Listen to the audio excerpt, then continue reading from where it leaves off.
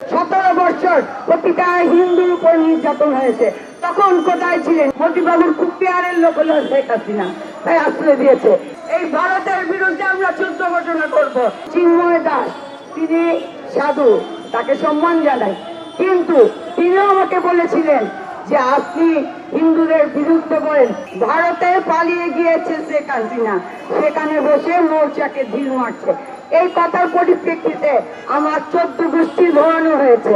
উপরন্ত কিছু কুলাঙ্গার আমাকে মেরে ফেলার হুমকি দিয়েছে। হুমকি বা মেরে ফেলার ভয় অপর্ণা পায় না কখনো।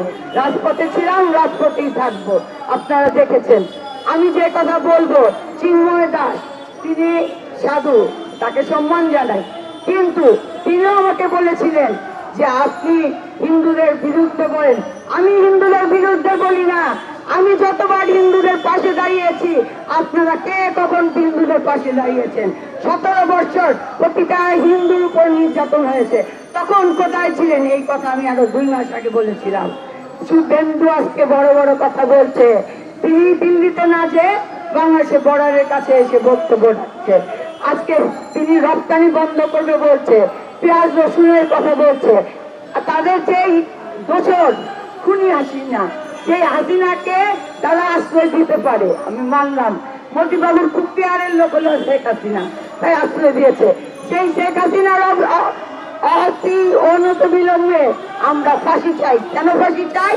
আমাদের এবারের আন্দোলনে 24 সালের আন্দোলনে শিশু খুন হয়েছে। সেই 2024-এ শিশুদের খুনের তার বিচার চাই। হুকুমের আসামি শেখ হাসিনার বিচার চাই, বিচার চাই।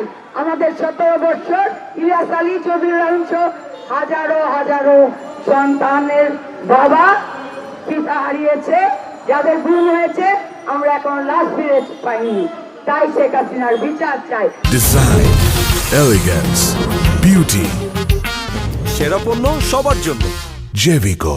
আমি যে কথা বলেছিলাম যে শেখ হাসিনা ভারত এসে আমাদের দেশে ষড়যন্ত্র চালাচ্ছে, তখন আপনারাও হেসেছেন।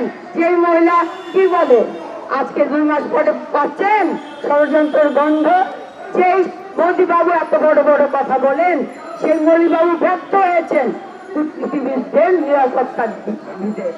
যেই মোদিবাবু হিন্দুত্ববাদ নিয়ে বড় বড় কথা বলেন, সে ভারতে হিন্দুদের নিরাপত্তা দিচ্ছে না। আপনি আর দেখেন, তথাগত রায়ের বক্তব্য শুনেন, মোদিবাবু শুভেন্দুরা কি করছে? তারা তাদের ভারতটাকেই লুটে ফুটে খাচ্ছে। যেভাবে 17 বছর শেখ হাসিনাকে দিয়ে আমাদের বাংলাদেশ থেকে লুটে খেয়েছে, এখন লুটের বাধা পড়েছে বিদায় এখন ডক্টর ইউনূস সহ আমাদের সকল সরকারের উপদেষ্টাদের বিরুদ্ধে লেগেছে।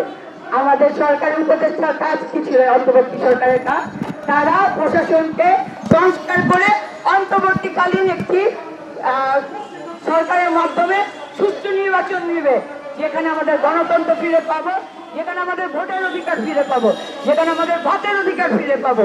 সেটাই হলো তাদের দায়িত্ব। তাদের দায়িত্ব এই 8 দফা নিয়ে নয়। তারপরে কিন্তু 8 দফা যদি যৌক্তিক হয়, তার পাশে আমরা সবে আছি, এই কথা কিন্তু বলা হয়েছে। তারপরে বারবার শাহবাগে আপনারা আন্দোলন চালিয়ে আমাদের হিন্দুদের শান্তিতে থাকতে দিচ্ছেন না। আমি এই কারণে বলছি, সংখ্যালঘু কথাটা আমি ঘৃণা করি। আমি বারবার আপনাদের বলেছি, আমি সংখ্যালঘু নই, আমি বাংলাদেশি। আমি একজন বাংলাদেশি হিসাবে বলছি, আমার বাংলাদেশের যেখানে যেখানে আপনারা আঘাত করবেন, সেখানে থেকেই আমরা যুদ্ধ ঘোষণা করবো। একবার 71-এ যুদ্ধ ঘোষণা করেছিল শহীদ রাষ্ট্রপতি জিয়াউর রহমান, আমরা সে তারপরেই কিন্তু একটি বাংলাদেশ পেয়েছি। আবার 2024 সালে আমাদের সন্তানরা যুদ্ধ করে আরেকটি বাংলাদেশ দিয়েছে আমাদের। এখন যদি আপনারা আঘাত করেন, এই ভারতের বিরুদ্ধে আমরা যুদ্ধ ঘোষণা করবো। এই প্রেস